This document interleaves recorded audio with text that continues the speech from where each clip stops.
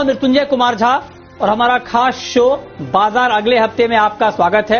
इस खास शो में हम आपको बताते हैं हफ्ते के आखिरी कारोबारी दिन का पूरा एक्शन और साथ ही अगले हफ्ते का बाजार और खास करके सोमवार का बाजार कैसा रहने वाला है, कहां पर आपको कमाई के मौके मिलने वाले हैं, ये हम आपको बताते हैं। तो आपकी तैयारी कराने के लिए आज हमारे साथ हैं जी बिजनेस के मैनेजिंग एडिटर अनिल सिंघवी। हमारे साथ एक खास मेहमान है ट्रेड स्विफ्ट ब्रोकिंग के संदीप जैन साहब और साथ ही मेरी पूरी रिसर्च टीम तैयार है, तैनात है आपको अलग अलग रिसर्च बताने के लिए। मानसी से देवांशी से हम जानेंगे कि हफ्ते का आखिरी कारोबारी दिन बाजार के लिए कैसा रहा और मानसी बताएंगी अगले हफ्ते के लिए क्या महत्वपूर्ण ट्रिगर्स हैं बाजार के लिए। संदीप और आशीष से समझेंगे कि सोमवार को आने वाले श्री सीमेंट और टाइटन के नतीजे कैसे रहेंगे।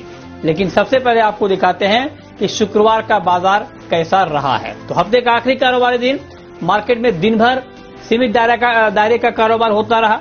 निफ्टी 11,200 के ऊपर टिके रहने में कामयाब रहा। वहीं सेंसेक्स में भी निचले स्तर से अच्छी रिकवरी देखने को मिली।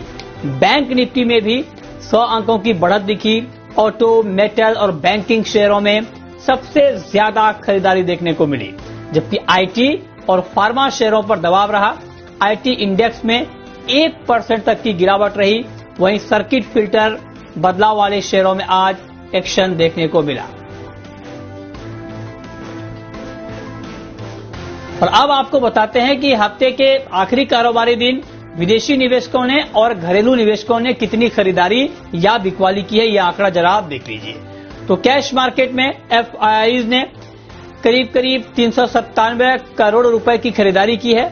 वहीं डीआईआईज यानी घरेलू संस्थागत निवेशकों ने करीब 439 करोड़ रुपए की बिकवाली की है।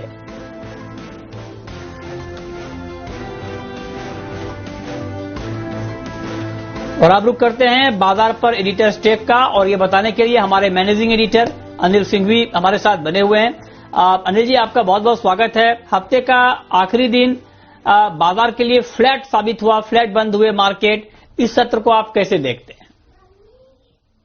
हफ्ते के आखिरी दिन बाजार ने जबरदस्त ताकत और दम दिखाया और क्लोजिंग भले ही आपको दिख रही हो पॉइंट्स के लिहाज से कम, लेकिन लेवल्स के लिहाज से बेहद अहम है। जी हां, 11,200 के ऊपर की वीकली क्लोजिंग निफ्टी की बहुत ही अच्छी कही जाएगी। अच्छी क्यों? क्योंकि इस हफ्ते के पहले 3 दिन बड़े मुश्किल भरे थे। सोमवार को बड़ी तेज गिरावट, 10,900 के करीब की क्लोजिंग। मंगलवार को उतनी ही शानदार रिकवरी।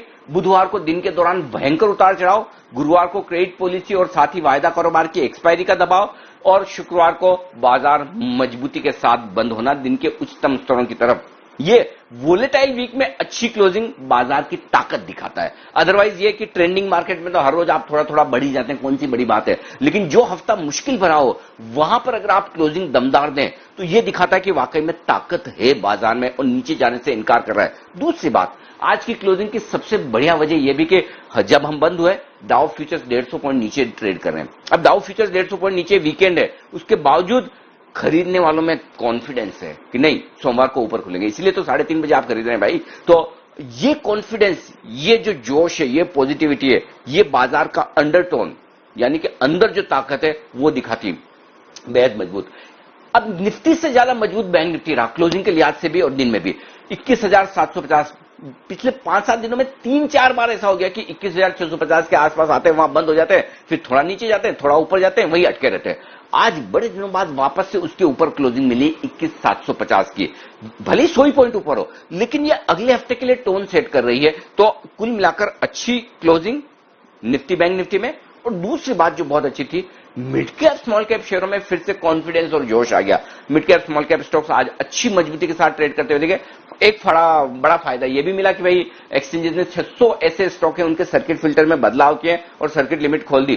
तो जब सर्किट लिमिट खुलती है तो कैश मार्केट के स्टॉक्स में एक्शन बढ़ता ही, आपको पता है। तो वो एक बड़ा फायदा मिला और उससे कई सारे स्टॉक्स भागे भी। तो थोड़ा सेंटीमेंट के लिहाज से वो फर्क पड़ा। खरीदारी तो है ही। तो ओवरऑल आज के ट्रेडिंग सेशन से आपको कहीं कोई कंप्लेन नहीं होनी चाहिए। वीकेंड सेशन, मजबूत क्लोजिंग और बहुत ही बढ़िया ट्रेंड, ये आज का सेशन पूरा आपके लिए। और वो भी तब जब रिजल्ट सीजन पूरे जोरों पर है और ऐसे कोई बड़े तोड़फोड़ रिजल्ट नहीं आ रहे, लेकिन उसके बावजूद बाजारों में एक्शन भरपूर है और एक अच्छा क्लोजिंग सेशन, एक अच्छा ट्रेडिंग सेशन आज भी हुआ और क्लोजिंग लाजवाब। मार्केट में एक्शन भरपूर है, तो आज के इस एक्शन में कौन कौन से ऐसे सेक्टर रहे जिसने बड़ी भूमिका निभाई इस एक्शन को बढ़ने में, और उस एक्शन के पीछे खबरें क्या रही, ये डिटेल में समझाने के लिए, बताने के लिए देवांशी हमारे साथ जुड़ रही हैं। देवांशी, बताइए। हफ्ते के आखिरी ट्रेडिंग सेशन में आज बाजार में फिर खरीदारी आती हुई दिखी थी। निफ्टी बैंक दोनों में अच्छे गेन्स आते हुए दिखे, स्पेशली बैंकिंग स्टॉक्स आज रिकवर करते हुए दिखे थे।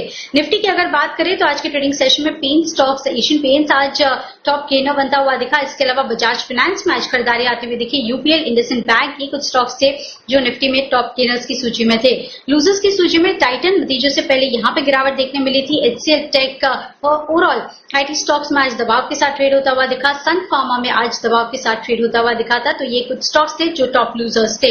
वायदा बाजार में आज हमने देखा बैंक्स और साथ ही एफएमसीजी के कई स्टॉक्स थे जहां पे आज फ्रेश लॉन्ग्स बनते हुए दिखे। आरबीएल बैंक अच्छे गेन्स आते हुए दिखे हैं। साथ ही टाटा कंज्यूमर में आज अच्छे वॉल्यूम्स के साथ खरीदारी आती हुई दिखी। अपोलो टायर्स में अच्छे ओपन इंटरेस्ट बिल्डअप आते हुए दिखे।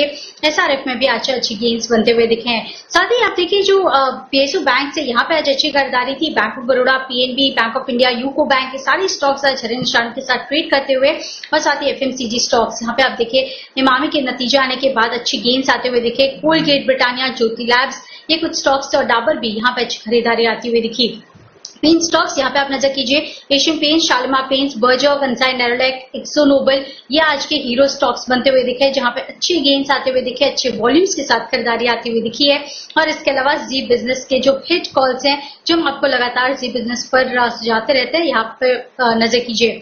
एसआरएफ जो कि आपको चार्ट कॉर्नर में रिकमेंड किया गया था, यूपीएल सिधानी साहब ने आपको रिकमेंड किया था। अपोलो टायर्स में आज अच्छे गेन्स आते हुए दिखे। एशियन पेंट्स फिर एक बार, और सारे पेंट स्टॉक्स आज आपको रिकमेंड किए थे खरीदारी के लिए। बर्जर पेंट्स हिमांशु साहब ने आपको रिकमेंड किया था। और साथ ही लुपिन में आज सुबह ही रिजल्ट एनालिसिस में बिकवाली की सलाह आपको अनिल जी ने दी थी, और यहाँ पे आप देखिए आज अच्छी गिरावट आज लुपिन में आती हुई दिखी। तो कुल मिला के इस हफ्ते में भी बाजार में अच्छी खरीदारी आती हुई दिखी, और फ्राइडे के सेशन में आज अच्छे गेन्स के साथ आज क्लोजिंग आती हुई दिखी है। तो ये आज का पूरा एक्शन आपने समझा, देखा, लेकिन अब रुख करते हैं अपने खास मेहमान का। और आज हमारे साथ इस खास शो में हैं ट्रेड स्विफ्ट ब्रोकिंग के संदीप जैन साहब। संदीप जी, बहुत बहुत स्वागत है आपका कार्यक्रम में। आज मस्ती की पाठशाला में मैं आपका तबले पर आपकी थाप देख रहा था, तो मैं जानना चाहता हूं कि वो तबले की थाप और धुन इस हफ्ते के आज के एक्शन की खुशी में था या अगले हफ्ते के एक्शन की उम्मीद में? और अगर अगले हफ्ते के एक्शन की उम्मीद में था तो फिर सर लगे हाथ ये भी बता दीजिए कि मंडे को एक्शन के इस बाजार में कहां पर ट्रेड लिया जाए। क्या बात है मृत्युंजय जी, ये तो देखिए, एक तो आपका जो सेगमेंट है गोल्ड सिल्वर, उसकी भी खुशी में था, और दूसरा हम तो जो मस्ती की पाठशाला उसका तो हर शुक्रवार को इंतजार करते हैं, मार्केट अच्छा रहे खराब रहे, बट हमें तो मस्ती करनी है। और अनिल जी के साथ जो मस्ती आती है और जो पूरा पैनल है, पूरी टीम पीछे से लगी हुई है, सबके साथ बहुत मस्ती आती है। और शायद व्यूअर्स को भी बहुत मजा आने लगा है कि उनको भी लगने लगा है कि मस्ती की पाठशाला एक ऐसा शो है जो कि पूरे वीक में जो भी एक तनाव रहता है स्टॉक मार्केट में, प्रॉफिट लॉस तो देखिए एक रूल ऑफ द गेम है, बट मस्त रहना चाहिए और स्वस्थ रहना चाहिए लोगों को, और उसी का ये ऑब्जेक्टिव है, वही ऑब्जेक्टिव है शो का। तो हमेशा करते रहेंगे ऐसे ही मस्ती और धुन, और ये तो अगले हफ्ते के लिए भी है। और जो अनिल जी ने कहा कि बहुत अच्छी क्लोजिंग आज हुई है एक तरीके से, और बहुत अच्छे सिग्नल्स कुछ है, मुझे लगता है कि आने वाला हफ्ता अच्छा रहना चाहिए। और जो मिड कैप्स और स्मॉल कैप्स में एक धूम मची है आज, एक तो 600 स्टॉक्स में जो सर्किट्स चेंज हुए हैं, मगर ऐसा लगता है कि जैसे सर्किट्स चेंज होने से फंडामेंटल्स को जैसे कोई पढ़ लग गए हो, बट ऐसा नहीं है। बट सर्टेनली उससे टेक्निकली और एक साइकोलॉजिकली बहुत इंपैक्ट पड़ता है, और स्टॉक्स में अच्छी चाल देखने को मिली। तो वैसे ही कुछ मैं मिड कैप्स और स्मॉल कैप्स हरदम लाता हूं, और मेरे फेवरेट सेगमेंट है, आज भी कुछ वैसी आइडियाज शेयर करूंगा जी।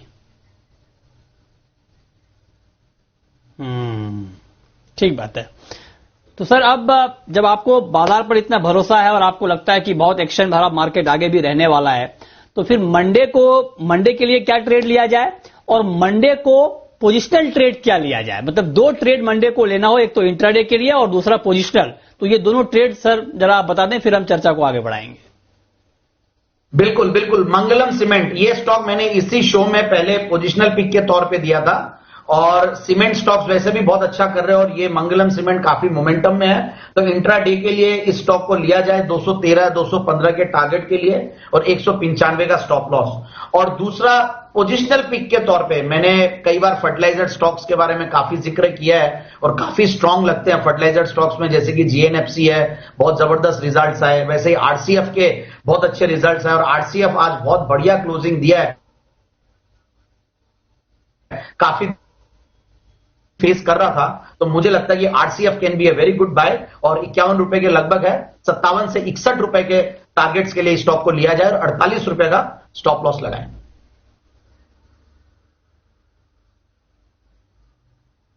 जी ठीक है, आगे बढ़ते हैं और अब हम बात करेंगे कुछ और महत्वपूर्ण खबर की, और खास करके चूंकि ये आज का आखिरी जो कारोबारी सूत्र था बाजार के लिए वो एक्शन भरा रहा, तो अब अगले हफ्ते के लिए मार्केट के लिए क्या महत्वपूर्ण ट्रिगर्स होंगे, फंडामेंटल होंगे जिस पर बाजार की नजर रहेगी, ये समझाने के लिए, बताने के लिए मानसी हमारे साथ जुड़ रही हैं। मानसी बताइए अगले हफ्ते के क्या महत्वपूर्ण ट्रिगर्स हैं? जी बिल्कुल, कई सारे इवेंट्स हैं जिस पर फोकस रहेगा। Shree Cement, Titan, Power Grid, Adani Port, Eicher Motor, GAIL और हीरो मोटोकॉर्प, इनके नतीजे निफ्टी स्पेस में आएंगे। वहीं वायदा बाजार में एक लंबी लिस्ट है। Ujjivan Finance, Equitas Holding, Bank of Baroda, Motherson Sumit, Bosch, Ashok Leyland, Bharat Forge, Tata Power, Cummins India, Aurobindo Pharma, PFC, Voltas, UPL, MRF, Berger Paint, इन तमाम कंपनियों के नंबर्स आते दिखेंगे। 10 अगस्त के दिन जापान के बाजार बंद रहेंगे। इस दिन एजीआर भुगतान मामले पर अगली सुनवाई होने जा रही है। एक्सिस बैंक क्यूआईपी के इश्यू प्राइस पर बोर्ड बैठक करेगा। एचडीएफसी लिमिटेड की भी बोर्ड बैठक क्यूआईपी इश्यू प्राइस पर होगी। इक्विटास नतीजों और अंतरिम डिविडेंड पर बोर्ड बैठक करेगा। त्रिवेणी इंजीनियरिंग नतीजों के साथ बायबैक पर भी बोर्ड बैठक होगी और इंटीग्रो एविएशन की फंड रेजिंग पर बोर्ड बैठक होने जा रही है। साथ ही रूस कोरोना के पहले वैक्सीन को रजिस्टर करने वाला है। ग्लोबल इंपैक्ट इसका पड़ता देखने को मिल सकता है, इस पर नजर रहेगी। मंगलवार के दिन एमएनएम फाइनेंस का राइट इश्यू बंद होने जा रहा है। गुरुवार के दिन की अगर बात करें, सुप्रीम कोर्ट में BS4 इन्वेंट्री मामले पर सुनवाई होगी।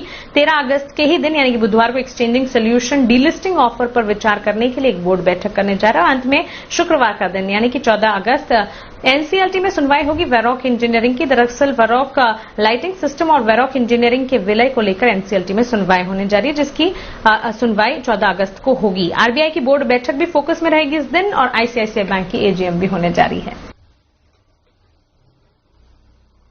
ठीक है, तो ये अगले हफ्ते के लिए महत्वपूर्ण ट्रिगर्स। लेकिन अब हम बात करेंगे अगले हफ्ते और खास करके सोमवार को जो नतीजे आएंगे वो नतीजे कैसे रह सकते हैं। तो एक तो सोमवार को श्री सीमेंट के नतीजे आएंगे और श्री सीमेंट के नतीजों को लेकर क्या अनुमान है, ये डिटेल में समझाने के लिए, बताने के लिए हमारे सहयोगी संदीप ग्रोवर हमारे साथ हैं इस वक्त। संदीप बताइए क्या अनुमान है? देखिए, नंबर्स तो ओवरऑल वीक रहेंगे। जो सेल्स हैं उसमें करीब करीब इस बार 22% के आसपास का ड्रॉप आएगा, क्योंकि ओवरऑल वॉल्यूम्स जो है वो घटेंगे। 18-18% के आसपास ही गिरावट देखने को मिलेगी। उत्तर भारत में अच्छी ग्रोथ थी तो उससे वॉल्यूम की स्थिति को जरूर थोड़ा सहारा मिलेगा, लेकिन उसके बावजूद भी आप देखिए लगभग 20% के आसपास का ड्रॉप आएगा, जिससे सेल्स में करीब 22% का ड्रॉप आएगा। कामकाजी मुनाफा करीब 19% के आसपास घटेगा। मार्जिन जरूर बढ़ेंगे, 30% वाली 31% हो जाएंगे, क्योंकि इनके जो रिलेशंस है उसमें इंप्रूवमेंट आ सकता है 3.25% के आसपास का। तो उससे हो सकता है कि मार्जिन जरूर इंप्रूव होते हुए दिखे, लेकिन ओवरऑल जिस तरह से कामकाजी मुनाफा घट रहा है, ऑपरेटिंग खर्च बढ़ रहे हैं, तो उस वजह से जो मुनाफा है उस पर करीब 26% के आसपास का ड्रॉप देखने को मिलेगा। तो नेट नंबर्स कमजोर ही रहने का अनुमान है। इंपॉर्टेंट ये रहेगा देखना कि उत्तर भारत में जैसे मैंने कहा ग्रोथ का जो ट्रेंड है वहां पे मैनेजमेंट की कमेंट्री क्या आती है, वॉल्यूम्स की स्थिति और सीमेंट की मांग पर जो आउटलुक होगा वो सुनना बहुत इंपॉर्टेंट होगा। ठीक है, ठीक है। अब संदीप जी, जो आपके सेम नेम वाले हमारे सहयोगी हैं संदीप ग्रोवर साहब, उन्होंने जो अभी अनुमान बताया है श्री सीमेंट का, इस अनुमान को देखने के बाद आपका नजरिया श्री सीमेंट के ऊपर क्या बन रहा है? देखिए, श्री सीमेंट एक हमेशा से महंगा स्टॉक रहा है सीमेंट सेक्टर में और फास्टेस्ट ग्रोइंग कंपनीज में से एक है इंडिया की। भले वो सीमेंट हो या दूसरी हो, बहुत ही क्वालिटी मैनेजमेंट है, बहुत ही एफिशिएंट मैनेजमेंट में ये कहूंगा। तो ठीक है, ये सारी चीजें कहीं ना कहीं डिस्काउंटेड है और इसीलिए थोड़ा मूव भी स्लो ही कर रहा है, बट मेरे हिसाब से रिजल्ट्स को देखना है और देखने के बाद मुझे लगता है कि जिस तरीके से आगे आने वाले दिनों में रूरल डिमांड और जो भारत में जो डिमांड बढ़ रही है ओवरऑल, मुझे लगता है cement sector will do well. इसलिए मैंने मंगलम सीमेंट को इंट्राडे पिक के तौर पे भी लाया हूं मैं। कहीं भी अगर थोड़ी भी पॉजिटिविटी आई तो पूरे सीमेंट सेक्टर में अच्छी जान डाल सकता है ये पूरा स्टॉक। तो मेरे हिसाब से बिल्कुल निवेशित रहें और इस स्टॉक को होल्ड किया जा सकता है, और कहीं भी अगर रिजल्ट खराब आए, नीचे आए, तो लेने का ही मौका ढूंढे। आगे आने वाले क्वार्टर्स में यह कंपनी वापस से बाउंस बैक कर जाएगी बहुत अच्छे से। ठीक है, तो ये रहा श्री सीमेंट पर आपके लिए। लेकिन अब रुक करते हैं हमारी खास पेशकश का, शर्मा जी के ऑप्शन का।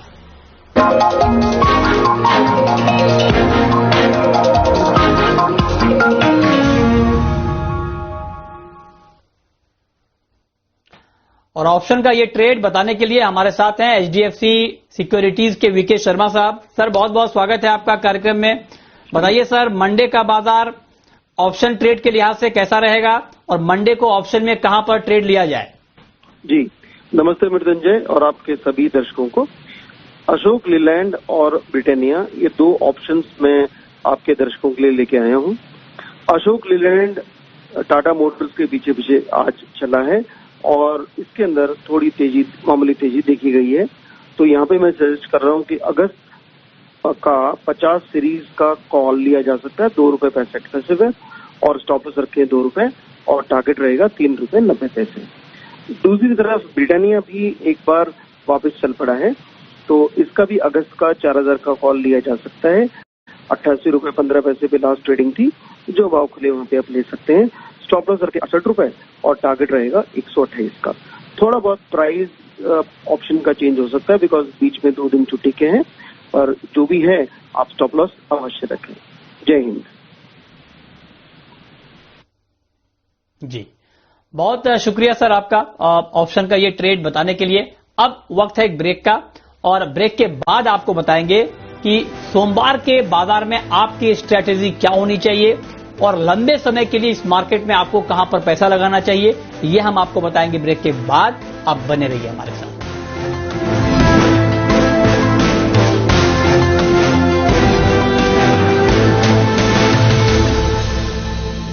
ब्रेक के बाद भी आपका स्वागत है, और अब वक्त है ये जानने का कि सोमवार का बाजार कैसा रहेगा और आपकी स्ट्रेटेजी क्या होनी चाहिए। ये बताने के लिए हमारे मैनेजिंग एडिटर अनिल सिंह भी हमारे साथ बने हुए हैं। अनिल सर, सोमवार के लिए निफ्टी और बैंक निफ्टी में अहम लेवल्स क्या होंगे और किन सेक्टर्स पर नजर रखनी चाहिए मंडे को? जहां तक अगले हफ्ते का सवाल है और सोमवार का सवाल है, वैसे तो भारतीय बाजार एकदम परफेक्ट ट्रेड कर रहे हैं, कहीं कोई दिक्कत और रिस्क वाली बात है नहीं। 10,900 11,000 बाजार के लिए बेहद मजबूत सपोर्ट हो चुका है, लेकिन इमीडिएटली 11,100 के नीचे जब तक बाजार ट्रेड करना शुरू ना करें तब तक तो कमजोरी का पहला संकेत भी आएगा ही नहीं। मल्टीपल सपोर्ट बहुत है, तो 11,000 11,100 को सपोर्ट मानकर तेजी की तैयारी करें। ऊपरी स्तरों पर 11,300 11,350 पहली रुकावट का लेवल है जहां प्रॉफिट बुकिंग आती दिखेगी, और उसको पार निकले तो फिर 11,450 11,500 तक जाने की कोशिश भी निफ्टी की हो सकती है। तो ये अभी जो ट्रेडिंग रेंज बनकर आ रही है वो नीचे 10,900 ऊपर 11,350, इस रेंज में बाजार ट्रेड कर रहा है। तो देखते हैं इस रेंज को किस तरफ ब्रेकआउट करता है। बैंक निफ्टी का जहां तक सवाल है, 21,900 22,100 ये आखिरी रुकावट वाला लेवल है 200 पॉइंट का। इसको पार करके बैंक निफ्टी अगर निकला तो फिर बैंक निफ्टी भी 23,000 की तरफ वापस से बढ़ने की कोशिश कर सकता है और मजबूती दिखा सकता है। निफ्टी के मुकाबले में बैंक निफ्टी थोड़ा बेहतर दिख भी रहा है, मजबूत दिख भी रहा है, और 21,400 21,300 के आसपास मजबूत सपोर्ट बना चुका है, जो सोमवार के लिए भी आपके लिए सपोर्ट का काम करेगा। 21,375 21,450 ये 75 पॉइंट की रेंज मजबूत सपोर्ट है।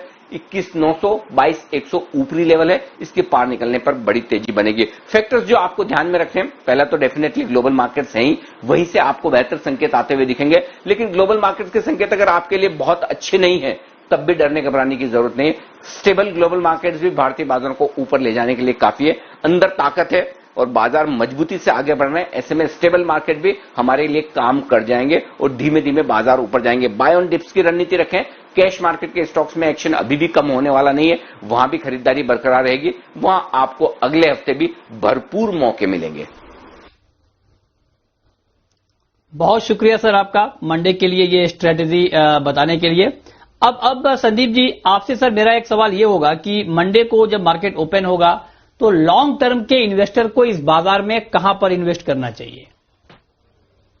बिल्कुल, देखिए मैं अनिल जी की जो लास्ट लाइन है उस पर बहुत गौर किया हूं और बहुत इंपॉर्टेंस दे रहा हूं कि भरपूर मौके मिलेंगे मिड कैप्स और स्मॉल कैप्स में और कैश मार्केट के शेयर्स में। और बिल्कुल वैसे ही ऑलरेडी मैंने 2 स्टॉक्स तो बता ही दिए, और जो तीसरा स्टॉक है और जो लॉन्ग टर्म पे एक वैल्यू पिक के तौर पे मैं लाया हुआ है Ingersoll Rand India Limited, in fact आयरिल।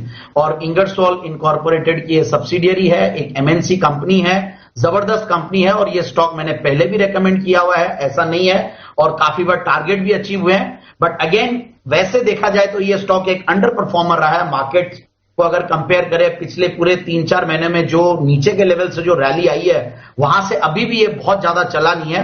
और आज जरूर से एक थोड़ी बहुत तेजी की चाल दिया है, 583 के लोज ये मार्च में बनाए हैं, उसके बाद से ये स्टॉक 605 रुपया 10 रुपए के लगभग था और 631 पे आज बंद हुआ है। सबसे बढ़िया बात है 1921 से ये इंडिया में कार्यरत है और ये इंडिया का लार्जेस्ट मैन्युफैक्चरर है स्मॉल कंप्रेसर सेगमेंट में, स्ट्रॉन्ग प्रेजेंस है। और ये इंडस्ट्रियल एयर कंप्रेसर्स वगैरह के जो सेगमेंट है बहुत ज्यादा चल नहीं रहे हैं क्योंकि अभी इंडस्ट्री बैक टू नॉर्मल नहीं आई है। बट आगे आने वाले 2-3 क्वार्टर्स में मुझे लगता है कि ये सारी चीजें वापस से नॉर्मल होगी।